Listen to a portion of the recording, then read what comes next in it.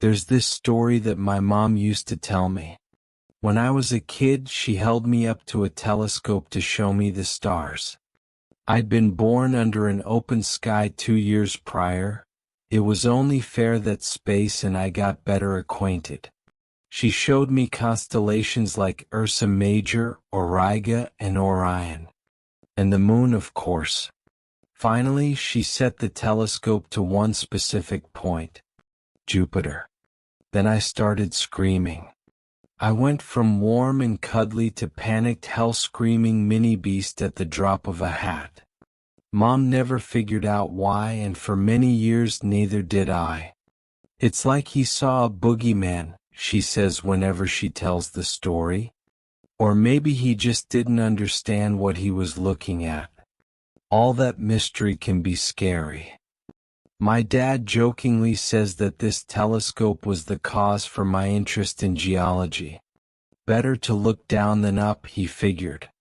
I never thought of it that way, but he had a point. Personally, I think I've always liked to understand the fundamental puzzle pieces that makes this world live and breathe.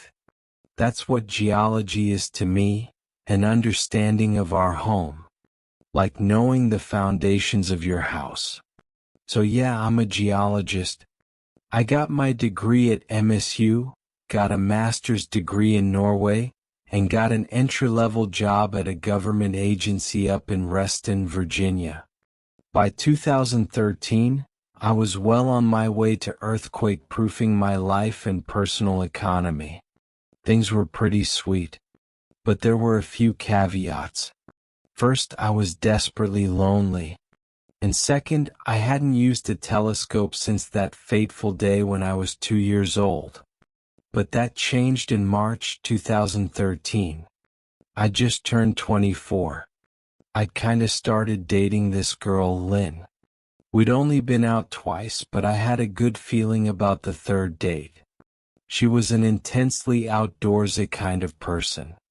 She had all kinds of breathing fabric clothes, super hydro whatever water flasks, and she tracked everything about her life on her ergonomic hyper-digital buzzword watch with the accompanying monthly subscription app. It was all a bit much, and I couldn't keep up with her in any sense of the word. But she somehow tolerated me, and that was all that mattered. We'd been hiking all day. Lynn had been hinting at a surprise at the end of the road. It was already getting too dark to turn around, so I figured we might be sharing a tent.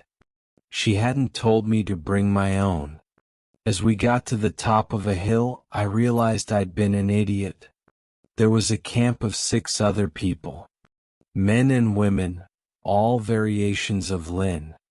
Eager, sporty people with a violently upbeat vibe. Lynn turned to me with the biggest smile. Surprise? She laughed. We got a stargazing party? Yeah, I'd misread the entire date thing. I was supposed to bring my own tent, but Lynn figured that was implied. Apparently, you should always bring a tent when hiking. I hate unwritten rules. In that moment, I was just a bitter man coming to the realization that we had vastly different ideas of what that date was gonna look like. Still, I had a good time. We had hot dogs and s'mores, and her friends had put up telescopes to play with. There was supposed to be a meteor passing by, and they all wanted to see it. Honestly, I think it was just an excuse to get out of town for a while. One of Lynn's friends had brought a bottle of schnapps. Not much, but enough to play some Never Have I Ever, and have a good laugh or two. By the time the meteor came around, we'd almost forgotten about it. Hell, I'd almost forgotten about Lynn. We all got up and took turns with the telescopes. It was sort of magical in a way. All of us standing on that hill looking up at the clear sky.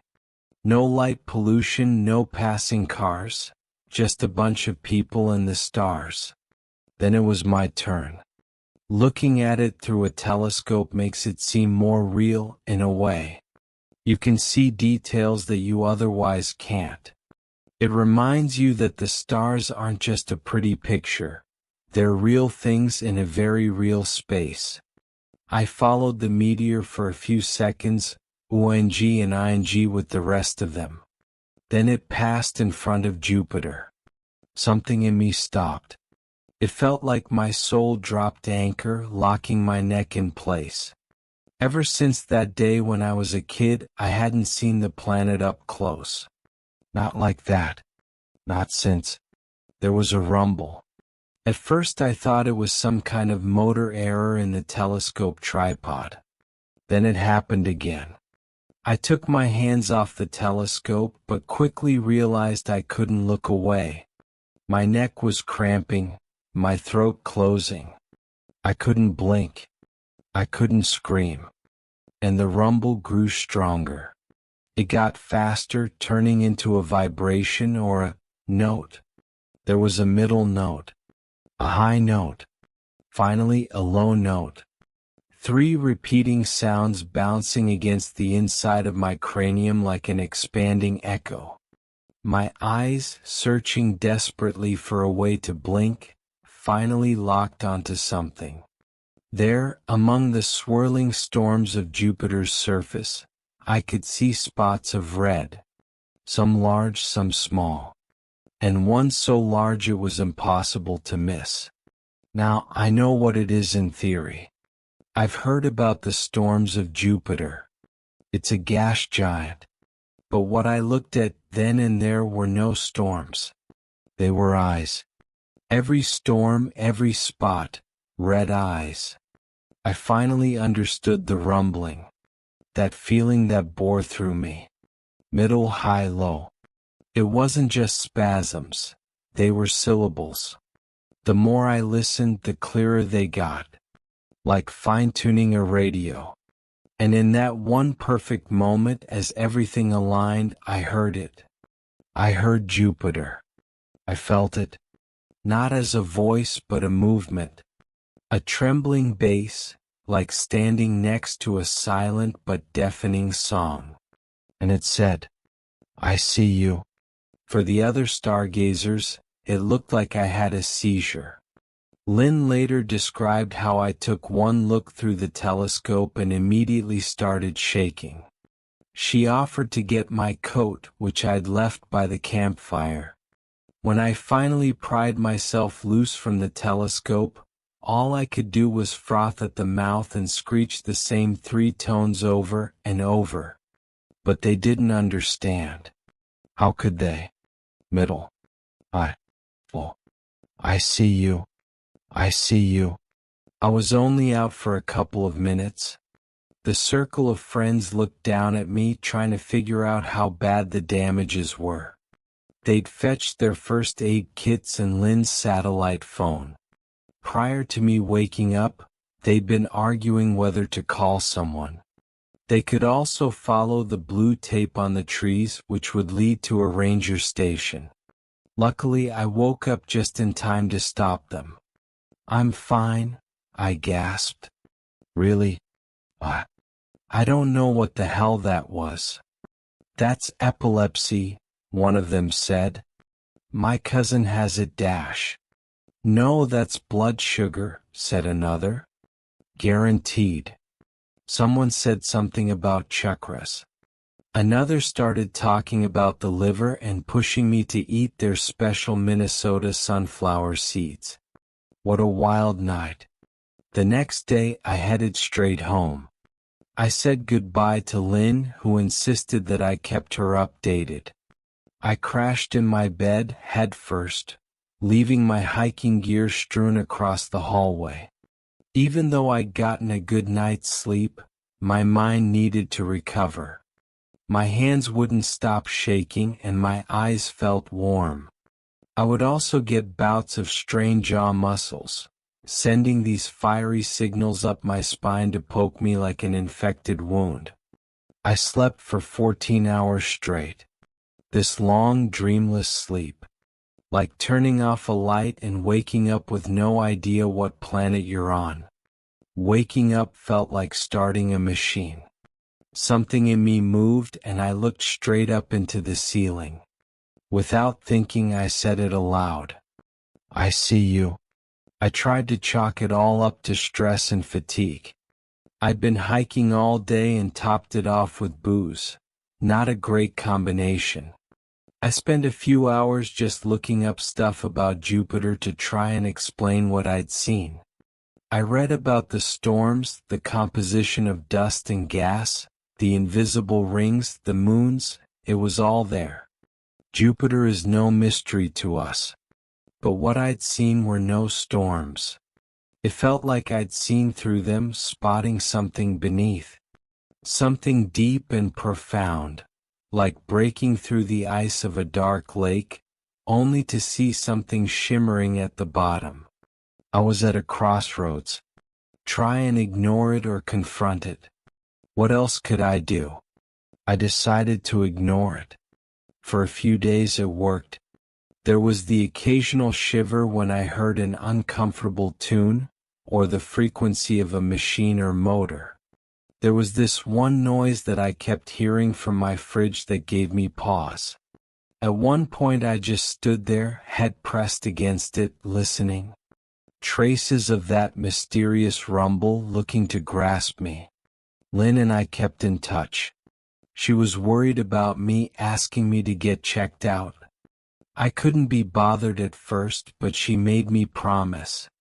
I thought about telling her I'd gone without actually going, but she was so sincere. I couldn't bring myself to lie, no matter how convenient. The doctor couldn't find anything wrong with me. Not physically, at least. I kept getting distracted by all the hums. I imagined hearing that frequency in a little bit of everything, directly translating to spotty words in the back of my mind. I could hear C coming off a computer screen. A U from the rumbling pipes in the bathrooms. Just spots of recognition, sending flakes of ice up my spine as a constant reminder that I was, in fact, nowhere near okay. It all came to a breaking point one evening when I was making dinner. I was alternating between frying chicken and answering messages from Lynn, when I got into what I can only explain as a groove. There was a hum coming from the kitchen fan which resonated exactly with one of the frequencies. It was calling to me over and over. You. You. To the alarm from the smoke detector going off. My chicken was burned. I ended up pouring myself a bowl of powdered tomato soup. And even then, as I stirred it with my spoon, I imagined the storms on Jupiter.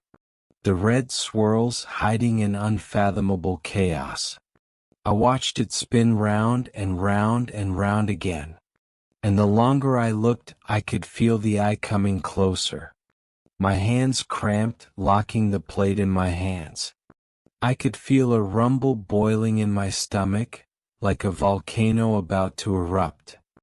3 familiar notes translating into an immediate, marrow-curdling screech. I see you. I threw the plate across the room. It shattered, and the red droplets spread across my egg-white wall. Swirling dots, dancing like distant Jupiter storms. The hum in me faded into a steady stream of whispers. Whispers that eagerly reminded that I was unquestionably seen. For the next few nights it just got worse. I prayed for a dreamless sleep, but it wouldn't come. Instead I kept finding myself carried off into the void, coming face to face with an eye the size of continents.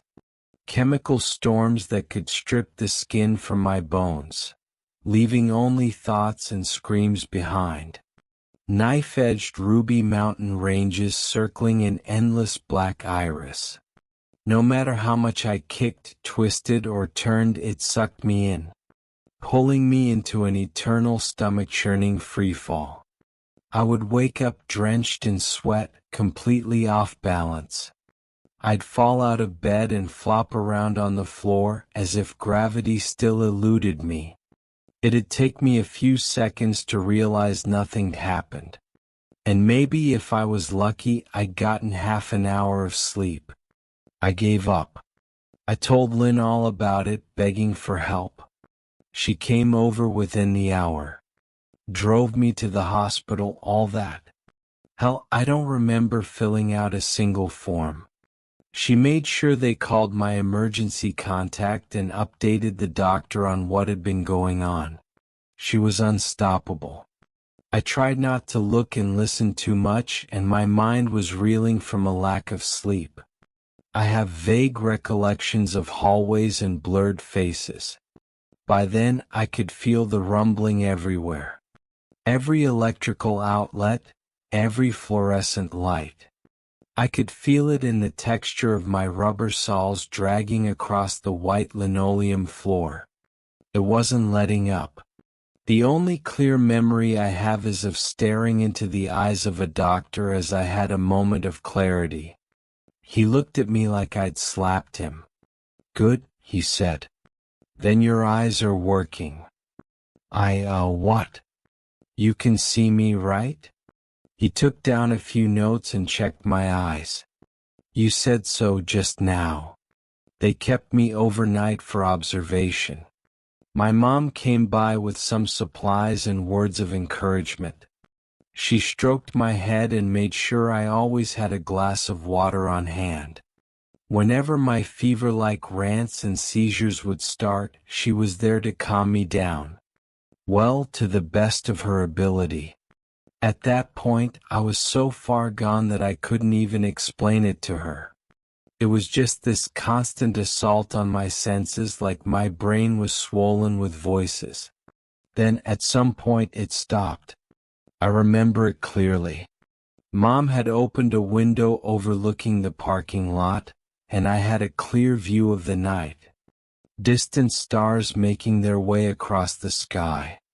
After shivering constantly for days, the relaxation I experienced was indescribable. Euphoric. This warm, enveloping feeling spread all throughout my body, like becoming a comfort blanket. Mom stroked my hair. "You always liked that," she said. "Remember? You used to sleep with the window open." I don't remember that. No stuffed animals or night lights. Just an open window. Anything else and we'd get a nasty tantrum. She sat with me for a while before she got up to use the restroom. When she got to the door, she turned back to me. "You know, the night when you were born, we never thought you'd make it," she said. "It was all a mess. The car broke down. Your dad thought we could cut through a field to make it to the hospital on foot." "I know," I sighed. "I was born in a field. The paramedics found us," she continued. "If it hadn't been for the bright night and the stars, they never would have. It saved your life." I looked out the window. There was something strangely comforting about that vast darkness now that it didn't fry my nerves. Like a dark sea where you can imagine the waves. "We thought you wouldn't make it, but as soon as we heard them, we knew you'd be okay." A primal thought swam to the front of my mind. A vague feeling of people around me. Being naked and cold in an open field. Hands grasping me. A voice far above whispering, "Don't worry, kid." A breath that lasts for a lifetime. "I see you." The next morning I was discharged. My nerves had calmed, and I'd gotten a prescription for seizure medication. I was rolled out of the main entrance where Lynn met up with us. It wasn't the kind of introduction I'd planned on doing that day, but that time was as good as any. Mom had her promise to take me home, and Lynn was happy to help. We started to drive, and I immediately felt something strange. A tinge of something cold. Like a snowflake hitting an open wound. "Do we need to stop?" she asked. "Are you okay?" "No, just wait." As I looked around, the feeling shifted. and at one specific point it disappeared. It just disappeared. I followed the direction with my finger, pointing at something in the distance. Can we go, there? I asked. Right there. That way. The highway. Sure, yeah. To where? No clue. Lynn pondered it for a sec, then nodded. Highway it is. We followed it for hours and turned the day into a road trip. We crossed the state line into West Virginia somewhere in the afternoon, and Lynn didn't seem to mind. She made an adventure out of it. Between my spontaneous bouts of nausea and confusion, I enjoyed her company. Not to mention the snacks she got us. As the sky started to darken, I figured she'd have us turn around or look for a motel. But no, she kept going. I could feel the point in the distance shift faster and faster. We were getting closer. There was something there. Something that made the shaking fade and clarity return. A piece of me settling back to where it ought to be. We ended up going down a long gravel road. Every twist and turn came suddenly, forcing us to crawl at a snail's pace. Lynn didn't seem to mind though. She'd put on some John Denver and had her own little sing-along. You don't have to do this, I said. We could be here all night. That's okay, she smiled. You sure? A fourth date is a fourth date. I'm sure you've had better. I've had worse. As the gravel road turned to dirt and came to a stop, I could feel we were getting close. I tried to explain it, but I couldn't find the words. It was like a spot of nothing growing bigger. If I could just get there, I had this aching feeling that everything would, in one way or another, turn out okay. Lynn stopped to get her hiking pack, and that was that. Off we went. We wandered through the wild forest. There were no trails, no leads. It was just us and a vague sense of direction. Lynn didn't seem to mind. She had both a compass, satellite phone, and all kinds of tools. 2 hours of dark nothing and suddenly light. It was almost midnight by then. A starlit sky opened as we stepped onto the top of a short ridge overlooking a lake. I could see almost all the way around it from there. In the distance I spotted a few boats. Fishermen. It was all quiet. No matter the direction I looked, it was all just quiet. I looked at Lynn and laughed. I was so relieved that I couldn't express it. Like a muscle not untying itself or a massive headache just melting away. Like putting a soothing balm on my soul. I gave her a big hug and she returned it in kind. I don't know why, but this is it, I smiled. This is it. The spot. I think we're in, Greenbrier County? That's someplace special to you? Never been here before. Well then. I sat down and took in the scene. No humming. No whispers. No cold creeping along my spine. Just the silent night and distant lights from stars and fishermen. You want some soup? Lynn asked. I got a thermos. When did you dash? Got it in my pack, she smiled. Want some? Yeah, I nodded. That'd be great. She poured me a cup and handed it over. My eyes drifted upwards. Something red moving across the sky. I shook my head and turned away. My pulse started beating and I dropped my cup of soup.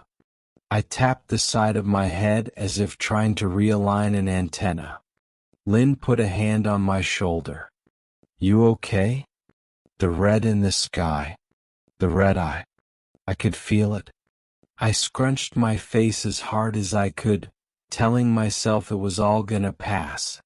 Telling myself it was over. I'd won and this was just an aftershock. Then Lynn spoke up. Is that a plane? She saw it too. I looked back at Lynn, seeing a red gleam in her eyes, a reflection of what loomed overhead. The joy faded from her. She could feel it too. Something was wrong. A reflex in me made me look up. A stupid, inane little reflex. A red swirl in the distant sky, a sailing star. Long out of reach. My breath grew shallow as I realized I couldn't look away. Everything else faded as my sight was slowly swallowed by that distant vision. Lynn? Lynn. I called out, waving my hands behind me. Don't let it take Dash. I felt her fingers brush against mine as the rumbling began. But this time it was different. It was a pulse. A pulse so powerful that my left eardrum immediately burst, leaving me screaming like a child on the ground. It burned me to my core, wrapping itself around my spine and squeezing, forcing these guttural sounds up through my esophagus. Somewhere far away I could feel Lynn shaking me, but all I could focus on was that red dot in the sky. It resonated with me. With my every pulse it pulsed back. Our duet. Our signal. I choked on my lungs, spitting up single syllables like a hiccup. See. It grew faster and faster, turning from 3 syllables to 2, and gradually just a sound. See. I see. Until finally all that remained was a single word. The name, the signal, the thing. Oh. And with every beat of my heart, the thing in the sky started to turn. I could hear Lynn in the distance as through a pane of thick glass. I heard her worry, screaming, fumbling to connect her satellite phone, only to be met with a pulsing static. She tried dragging me away but was shocked with a burst of static electricity. Every hair on my body stood at attention, reaching for the stars, letting every little breeze cut right through me. The red thing grew bigger. That something. A dust particle of the infinite, heading our way. It was a matter of minutes. Using a rope from her pack, Lynn managed to get a lasso hold of my legs.